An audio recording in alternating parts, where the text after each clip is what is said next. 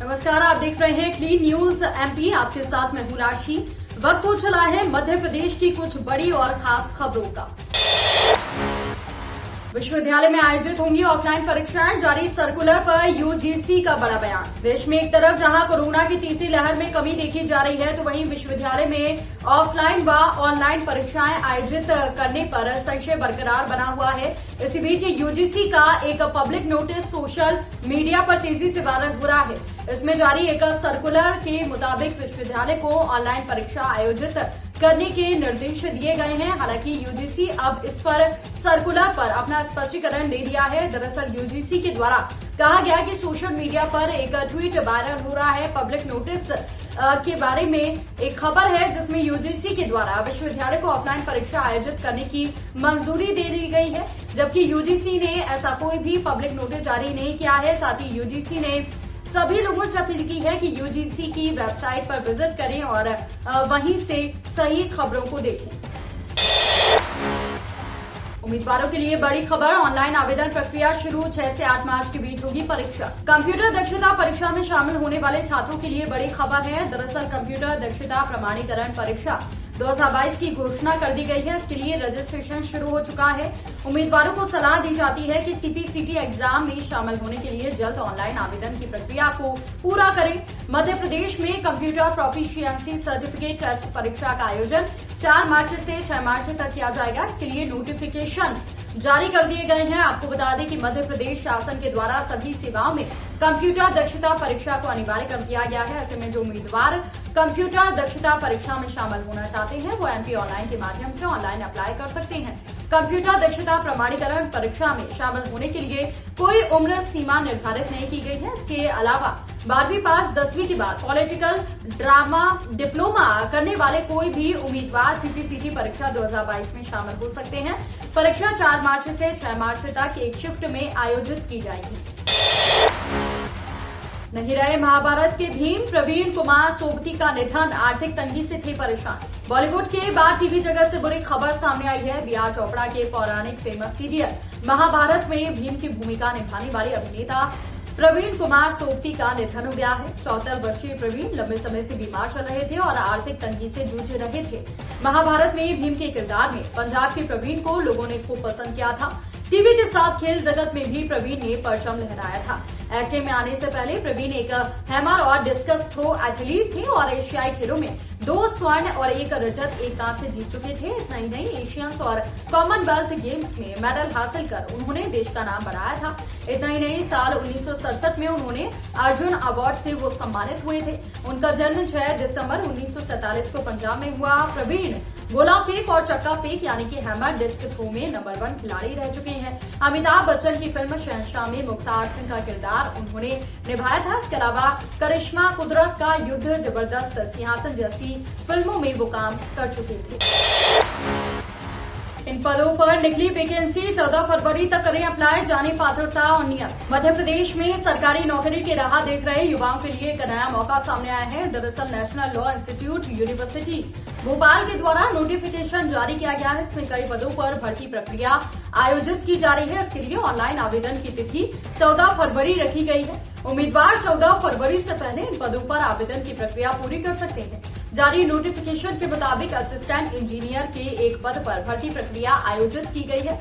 इसके लिए लेवल 10वीं के आधार पर वेतनमान तय किए गए हैं। आयु सीमा इसके लिए 35 वर्ष अधिकतम रखी गई है। वहीं किसी भी मान्यता प्राप्त विश्वविद्यालय से सिविल इंजीनियरिंग में 60% के साथ ग्रेजुएशन होना अनिवार्य है। 3 साल का एक्सपीरियंस होना अनिवार्य है।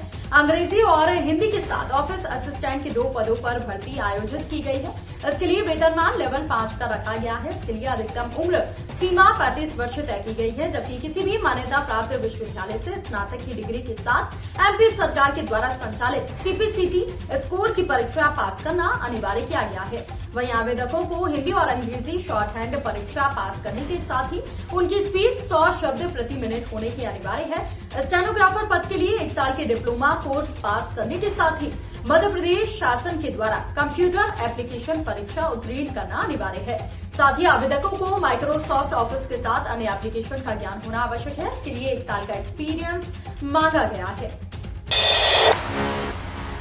स्व सहायता समूह को आज सीएम शिवराज देंगे 300 करोड़ की सौगात, ऐसे मिलेगा लाभ। मध्य प्रदेश के सीएम शिवराज सिंह चौहान आज मंगलवार 8 फरवरी 2022 को प्रदेश के स्व सहायता समूह को बड़ी सौगात देंगे।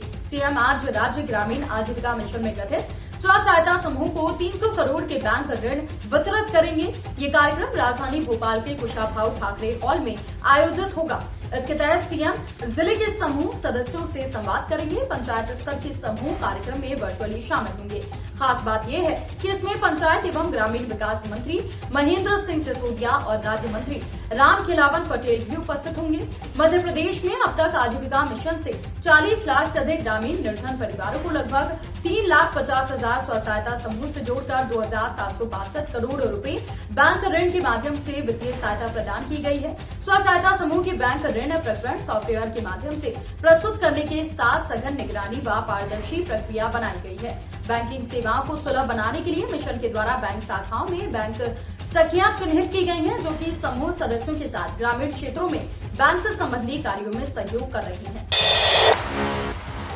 यूपी चुनाव से पहले मध्य प्रदेश सरकार अलर्ट, कलेक्टरों को ये निर्देश जारी, इन पर रहेगा प्रतिबंध। यूपी विधानसभा चुनाव 2022 से पहले मध्य प्रदेश सरकार अलर्ट हो गई है।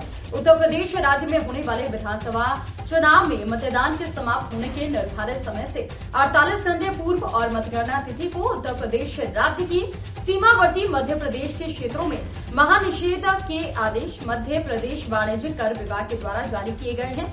वहीं मध्य प्रदेश के विभिन्न औद्योगिक संस्थानों और राजकीय उपक्रमों में नियोजित कामगार जो उत्तर प्रदेश के मतदाता हैं, उनको मतदान दिवस पर मतदान के लिए सवैतनिक अवकाश प्रदान करने के निर्देश श्रम आयुक्त ने जारी किए हैं। वाणिज्यिक कर विभाग के द्वारा जारी दिशा निर्देशों के अनुसार उत्तर प्रदेश राज्य के सीमावर्ती जिलों से समन्वय कर सीमा से 3 किलोमीटर की दूरी तक क्षेत्रों में उक्त अवधि में सभी शराब दुकानें बंद रखी जाएंगी। इसके अलावा गैर मालिकाना क्लब, होटल, रेस्टोरेंट जिनके पास मदिरा का लाइसेंस हो, उन्हें भी इस अवधि में शराब बिक्री सेवा की अनुमति नहीं होगी। जो व्यक्ति इस आदेश का उल्लंघन करेगा उस पर 6 माह तक कारावास और 2,000 रुपए का जुर्माना देना होगा। एमपी कर्मचारियों के लिए बड़ी खबर, 24 घंटे के अंदर किया जाएगा राशियों का भुगतान, इन्हें मिलेगा लाभ। मध्य प्रदेश के अधिकारी कर्मचारियों के लिए बड़ी खबर है। मध्य प्रदेश के अधिकारी कर्मचारियों के परिजनों के लिए राज्य शासन ने बड़ी घोषणा की है। इसके मुताबिक अब कर्मचारियों के निधन के दिन ही उनके परिजनों को एक्स ग्रेशिया की राशि का भुगतान कर दिया जाएगा, जबकि बीमार कर्मचारियों के अग्रिम भुगतान को लेकर सरल नियम तय किए गए हैं। दरअसल मध्य प्रदेश अधिकारी कर्मचारी संयुक्त मोर्चा जबलपुर जिला अध्यक्ष ने इस बात की जानकारी दी। उन्होंने कहा कि जिला कोषालय अधिकारियों ने आश्वासन दिया है कि कर्मचारियों के निधन के दिवसीय उनके परिजनों को एक्स ग्रेशिया की राशि का भुगतान किया जाएगा। साथ ही बीमार कर्मचारियों के अग्रिम भुगतान के लिए पुत्रियों के विवाह के लिए अग्रिम भुगतान 24 घंटे के अंदर किए जाने का निर्णय लिया गया है। इतना ही नहीं, कर्मचारियों को 27 तारीख तक दिए जाने वाले अन्य मदों के साथ मासिक देयकों का भुगतान भी अब 1 तारीख को भी वेतन के साथ किया जाएगा। इस मामले में जिला कोषालय अधिकारी अजय सांदेकर ने कहा कि कोषालय में कर्मचारियों के अनावश्यक भुगतान को लंबित नहीं रखा जाएगा। उम्मीदवारों के लिए बड़ी खबर, ऑनलाइन आवेदन प्रक्रिया शुरू, 6 से 8 मार्च के बीच होगी परीक्षा। कंप्यूटर दक्षता परीक्षा में शामिल होने वाले छात्रों के लिए एक बड़ी खबर है। दरअसल कंप्यूटर दक्षता प्रमाणीकरण परीक्षा 2022 की घोषणा कर दी गई है। इसके लिए रजिस्ट्रेशन की प्रक्रिया शुरू की जा चुकी है और उम्मीदवारों को सलाह दी जाती है कि सीपीसीटी एग्जाम में शामिल होने के लिए जल्द ही ऑनलाइन आवेदन की प्रक्रिया को पूरा करें। साथ ही साथ मध्य प्रदेश में कंप्यूटर प्रोफिशिएंसी सर्टिफिकेट टेस्ट परीक्षा का आयोजन 4 मार्च से 6 मार्च तक किया जाएगा। इसके लिए नोटिफिकेशन जारी कर दिया गया है। आपको बता दें कि मध्य प्रदेश शासन के द्वारा सभी सेवाओं में कंप्यूटर दक्षता परीक्षा को अनिवार्य किया गया है। कंप्यूटर दक्षता प्रमाणीकरण परीक्षा में शामिल होने के लिए कोई उम्र सीमा निर्धारित नहीं की गई है। इसके अलावा 12वीं पास 10वीं के बाद पॉलिटिकल डिप्लोमा करने वाले कोई भी उम्मीदवार इस परीक्षा में शामिल हो सकते हैं। एमपी के रेल यात्रियों के काम की खबर, फिर शुरू हुई ये मेमू ट्रेन और 13 फरवरी तक ये ट्रेनें रद्द। यात्रीगण कृपया ध्यान दीजिए, मध्य प्रदेश के रेल यात्रियों के लिए काम की खबर है। रतलाम मथुरा के बीच चलने वाली पैसेंजर ट्रेन को 2 साल के बाद फिर से शुरू कर दिया गया है। खास बात यह है कि रतलाम कोटा मेमू के ट्रैक को से ही कोटा मथुरा मेमू को शुरू किया गया है। ये पूरी अनारक्षित ट्रेन अभी एक्सप्रेस के रूप में चलेगी, लेकिन रास्ते में सभी स्टेशन पर रुकेगी। ट्रेन संख्या 19-109 कोटा मथुरा मेमू एक्सप्रेस सोमवार शाम को रवाना हुई है, जो देर रात मथुरा पहुंची। इसके अलावा ट्रेन 19-110 मथुरा कोटा आज 8 फरवरी को सुबह 5 बजे मथुरा से रवाना हुई, जो दोपहर 1:30 बजे कोटा पहुंचेगी। भोपाल बिलासपुर एक्सप्रेस रानी कमलापति से संतरागाछी के बीच चलने वाली हमसफर उदयपुर शालीमार दुर्ग निजामुद्दीन दुर्ग नवतनगा समेत 1 दर्जन ट्रेनों को रद्द किया गया है। हैदराबाद जयपुर हैदराबाद के मध्य एक ट्रिप सुपरफास्ट स्पेशल ट्रेन चलाई जा रही है। गाड़ी Hyderabad Jaipur superfast express special train 11 फरवरी को हैदराबाद स्टेशन से रात 8:30 बजे रवाना होगी। 12 फरवरी को रतलाम मंडल के उज्जैन रतलाम मंदसौर नीमच चित्तौड़गढ़ होते हुए 13 फरवरी को 5:25 पर जयपुर पहुंचेगी। ट्रेन में 3 सेकंड एसी 6 थर्ड एसी की कोच रहेंगे। इस स्पेशल ट्रेन में कंफर्म टिकट वाले यात्रियों को ही यात्रा करने की अनुमति होगी।